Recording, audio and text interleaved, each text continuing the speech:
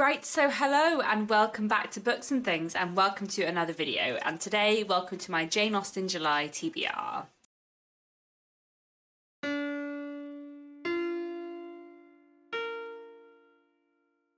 So if you don't know what Jane Austen July is, I will link down below in the description some more information, but Jane Austen July is a month-long readathon that takes place every July, which is all about celebrating Jane Austen. We read Jane Austen books and books about Jane Austen and her time, and for me it's just such a hugely fun reading month. So I co-host Jane Austen July with Marissa from Blatantly Bookish and Claudia from Spencer's Library. I'll link their channels and announcement videos down below, and I'm really looking forward to getting into lots of wonderful reads this July. So today I have for you my TBR, but really this is much more of a pile of possibilities. I have far too many books on this list. I'm not going to get to all of them, but I do enjoy having lots of different options for Jane Austen July. I think this Jane Austen July is going to be a bit of an odd one for me. I've got a novel coming out in July, this book, The Trouble with Mrs. Montgomery Hearst. This is a proof copy. It will be out in hardback and audiobook and ebook in the UK on the 18th of July, which is very exciting, but does mean my July will be like really busy. I do also know that the week that The Trouble with Mrs. Montgomery Hearst comes out, I'm going to listen to it on audiobook because I did that when my first novel came out and found that like a really nice way to celebrate publication. So that is definitely like one reading slot in the month that will be something different from my Jane Austen July TBR. So, you know, we'll see how much I actually get read in July, but I'm excited to see how many of these books I can get to. So the first challenge for Jane Austen July is to read one of Jane Austen's main 6 novels, and our group read for this year is Sensibility. I'm not going to be reading this physical edition. I'm going to be listening to the audiobook narrated by Rosamund Pike, and I have actually started this a little bit early just because I needed a comforting audiobook to listen to while I had a migraine the other day. But I will slow down and meet the schedule at some point in July and finish reading this off in July. I really love Sensibility. It is a novel about 2 sisters, Eleanor and Marianne. What happens after they have to leave their home and move somewhere else, and their romantic relationships. They're very different characters. Eleanor is very sensible, Marianne is very emotional and passionate, and I just think this is a wonderful novel about siblings. This is a Jane Austen novel that it's taken me a long time to come around to. I feel like this was my least favourite for a really long time, and now it's like one of my favourites, and I think it's amazing. So it will be a joy to read this again in July. And then that is our group read. I will leave the schedule down below in the description, but I'm going to try and read at least one other Jane Austen novel in July, and I think this July I'm going to read Emma. I haven't read Emma for a while, and I think it'll be really nice to read it this year, partly especially because my novel The Trouble with Mrs. Montgomery Hearst is coming out, and Montgomery Hearst is not set in the Regency period. It's set in the very early Victorian period in 1841, and it has lots of influences from Victorian writers, especially Elizabeth Gaskell and Anthony Trollope, but it also has quite a lot of influences from Jane Austen, and I feel like the 2 novels that influence it the most are probably Pride and Prejudice and Emma, and because it's like set in a small town and there's lots of like gossip, there's definitely like some Emma stuff in it. Montgomery Hearst is not an Emma retelling in any way, but there are elements of Emma that I wanted to explore in it. So I feel like it'll be fun to reread Emma while also like publishing Montgomery Hearst and listening to Montgomery Hearst on audiobook, which is a very long explanation for why I want to reread Emma this year. But Emma is a wonderful Jane Austen novel. It is a bit of a coming of age story of a woman called Emma who is 21 years old, handsome, clever and rich. She doesn't want to get married, but she does want to get everyone else married, so she likes to matchmake her friends. And we follow Emma and her family and friends. Emma has never left the small town of Highbury, and this is very much a small town novel, which is something I really love about it. I've read Emma many times before, but I've never listened to an audiobook before, and I think this year I'm going to listen to the audiobook narrated by Juliet Stevenson. I've listened to quite a few other audiobooks narrated by her, and I always really enjoy her narration, so I'm looking forward to rereading Emma this Jane Austen July. And then the second challenge for Jane Austen July is to read something by Jane Austen that is not one of her main 6 novels, and then for that I'll be reading our 2 group reads this year, which are her 2 unfinished works, Sanditon and the Watsons. I have them in this edition. Sanditon tells a story of a young woman moving to a new seaside town, and the Watsons tells the story of a group of siblings and what happens after their father dies. Sanditon was a novel that Jane Austen was writing when she died, and the Watsons was a novel that Jane Austen started earlier on in her life and left unfinished, partly we believe because it's a novel about a group of sisters after their father's death, and we think she was writing it shortly before her own father passed away, and then she probably left it aside at that point. I find both these two unfinished works really interesting, and especially the Watsons I think is great. They both are very much beginnings, like they're not like an unfinished work where someone got half the way through or like near the end. They're very much like openings, but they're both really interesting to read and kind of see other directions Jane Austen might have gone in, I suppose. So I'm looking forward to rereading those two. And then the next challenge for Jane Austen July is to read a non-fiction work about Jane Austen or her time. And I have 3 books on my TBR / pile of possibilities for this, all of which are about Jane Austen's time. I feel like I've read quite a lot of biographies and criticisms the last few years, so I thought it'd be nice to focus a bit more on history books this year. So here I have a book that was on my pile of possibilities last year that I never got to, and that is The Regency Revolution by Robert Morrison. I've taken this out the library and I think it will be really interesting. I've just opened it to the page where it lists like return dates, and I realised that the last person to get this out of the library was me in July last year, but I didn't get around to reading it. But this book is basically about how the Regency period like built the modern world. So the subtitle is Jane Austen, Napoleon, Lord Byron and the Making of the Modern World. And the blurb kind of talks about how we often think of like the Victorian period as the making of modern Britain, but actually the Regency period is a time when a lot of things began. And so I feel like this will be a really, really interesting read. And then a slightly more specific history book. I also got this one out the library. This is Gentlemen of Uncertain Fortune by Rory Moore. And the subtitle is How Younger Sons Made Their Way in Jane Austen's England. So this is obviously quite specific, but it's about kind of the experience of the younger sons of the gentry, I guess, in Jane Austen's time. And I feel like I really like a specific history that looks at a specific thing and uses that to explore like society and class in a broader way. So I feel like this would be quite interesting. It does look like it's quite long, like the text is a lot smaller in this book than in the Regency Revolutions. So whether or not I manage to get to this in July, I don't know, but I would really like to. I think it'll be really interesting, so we will see. Then finally, a book I have on audiobook that I've meant to get to for a while is The Anarchy by William Dalrymple. The subtitle of this is The Relentless Rise of the East India Company. So this is a non-fiction book about the East India Company. From the blurb, I think the majority of it is about the East India Company in the Georgian period. So from the kind of mid-18th century to the early 19th century. It might be that it actually goes further on in history than that, I'm not sure, but certainly bits of it would be within Jane Austen's time. And obviously the East India Company is sort of hugely significant both in British and Indian history, and I'm quite interested in Indian history, so this is one I've been meaning to read for ages, and hopefully I'll manage to pick it up this month. I do have quite a lot of things I want to listen to on audiobook in July, and I feel like my audiobook listening varies like a lot from month to month depending on just like what I'm doing, but I feel like because I'm quite busy in July, maybe I will end up actually getting through a lot of audiobooks, I don't know. Regardless, I would like to try and listen to The Anarchy in July, and if I don't manage it, then maybe another month later in the year. Then the next challenge for Jane Austen July is to read a retelling of a Jane Austen book or a work of historical fiction set in Jane Austen's time. And it's this challenge really where I've gone completely over the top and I have far too many books. I'm not going to read all of these, but I kind of really want to read all of these, so I will see how I go. I don't have any of these to physically show you. They're all on ebook or audiobook for me, but I am really excited to read them all.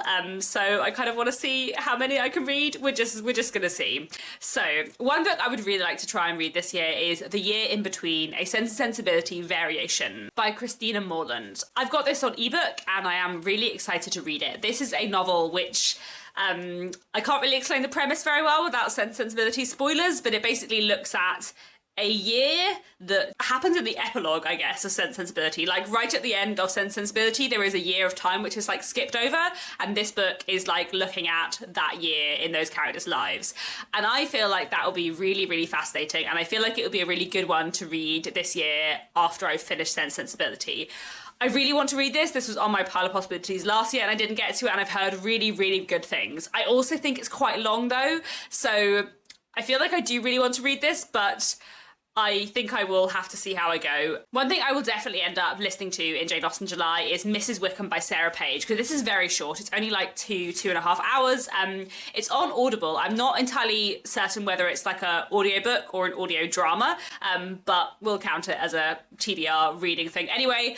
And it is a historical Pride and Prejudice retelling about the character who becomes Mrs. Wickham.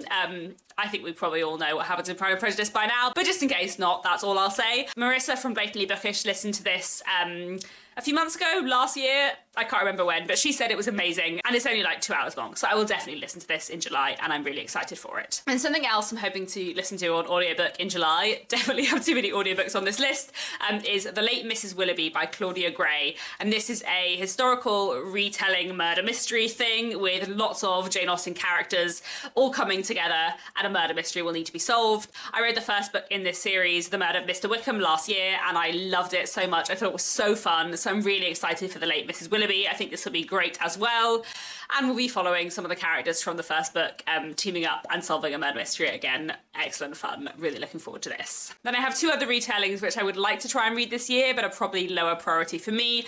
One is Emmett by L.C. Rosen. This is a modern YA Emma retelling where Emma is a young gay man, and I've heard good things about this. I think it sounds really fun. I remember seeing the announcement when it was first acquired on Twitter and being like, oh, that sounds excellent. So I would really like to read this, but like I say, probably a lower priority for me this year. And then a very recent addition to my TBR, on the Jane Austen July Goodreads group, somebody mentioned that there is a new Mansfield Park retelling coming out in the middle of July, This Motherless Land by Nikki May. I have heard great things about Nikki May's first novel, Wahala, and I'm so excited that she's bringing out a Mansfield Park retelling because I love Mansfield Park. It doesn't get enough love and it very rarely gets retellings, and this is a modern day Mansfield Park retelling.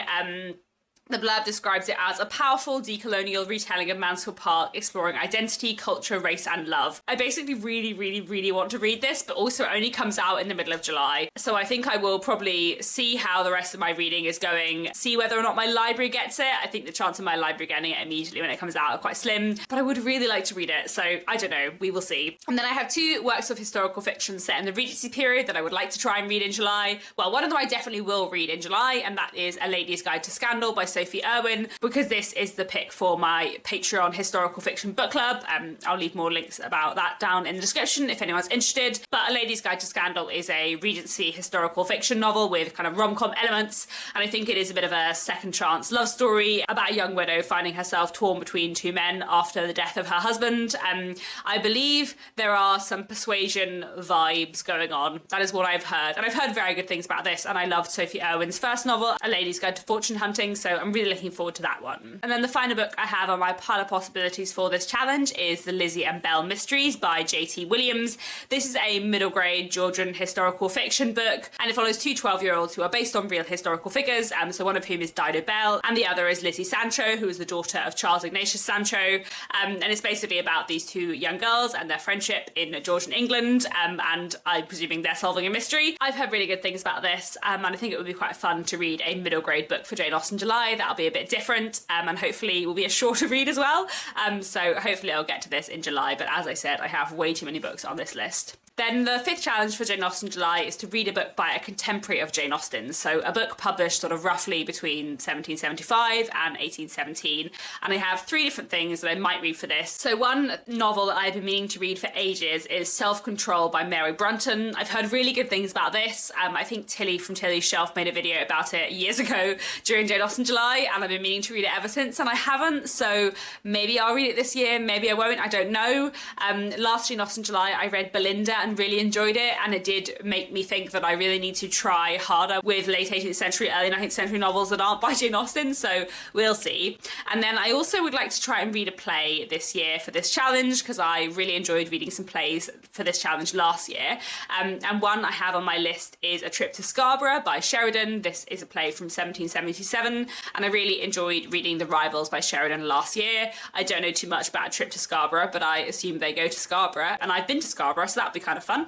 But there we go. And then the last book I might read for this challenge, which I think will be really interesting, is this. This is The Travels of Dean Mahomet, an 18th century journey through India. So I heard about this book recently in another work of history that I was reading, which said that this was the first book ever written by an Indian person in English and published in England. So it was originally published in 1794, and it is a kind of autobiography, memoir, travel writing book by Dean Mahomet, who worked in the East India Company's army. So this would be a really interesting one to read if I do manage to get around to the Anarchy, and I learned quite a lot about his life after he wrote this book from that other book. So I know quite a lot about his life after he wrote this book. He lived in Cork in Ireland, and later moved to London, and I feel like it would be really interesting to read this book. I also really enjoyed last year reading The Secret Diaries of Anne Lister, and while this will be very different, I feel like reading like primary source non-fiction from the time is something that I want to kind of incorporate more into Jane Austen July. I think this will be a really interesting book,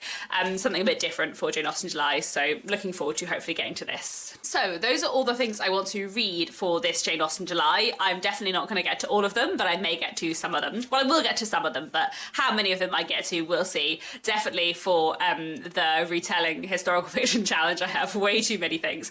But of course, there are 2 watching challenges for Jane Austen July, so I did want to talk quickly through my watching plans for Jane Austen July.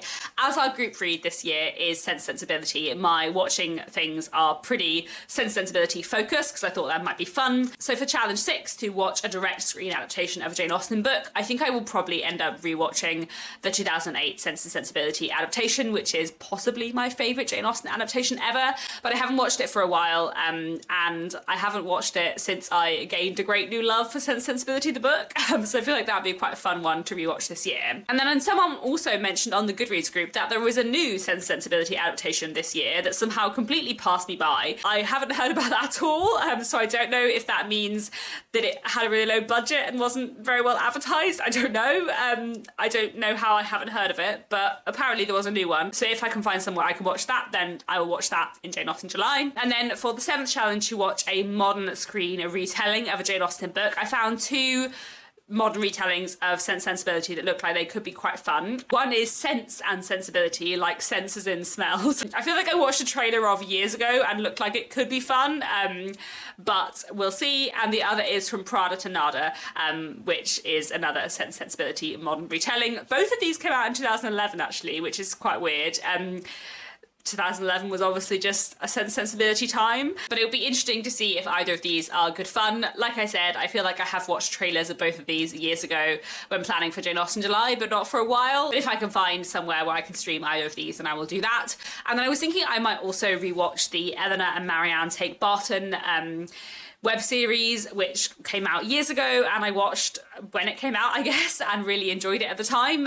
So that might be a fun one to rewatch because I haven't seen that for ages. However, as I was thinking about that, I was also thinking that it's been a really long time since I rewatched the Lizzie Bennet Diaries, and my watching plans are quite like Sense and Sensibility focus, so maybe I will sneak in a rewatch of the Lizzie Bennet Diaries as well. We will see how I go. As I said, I have a very busy Jane Austen July, and I will try and prioritise the reading over the watching, so I have no idea how many of these things I'll get to, but, you know, I'll see how I go. So those are my plans for Jane Austen July. Lots of exciting books to read and things to watch. Do let me know down in the comments, are you going to take part in Jane Austen July? What are you going to be reading? Is there anything on my list that you have read that you think I should prioritise, especially from that list of far too many historical fiction and retelling books?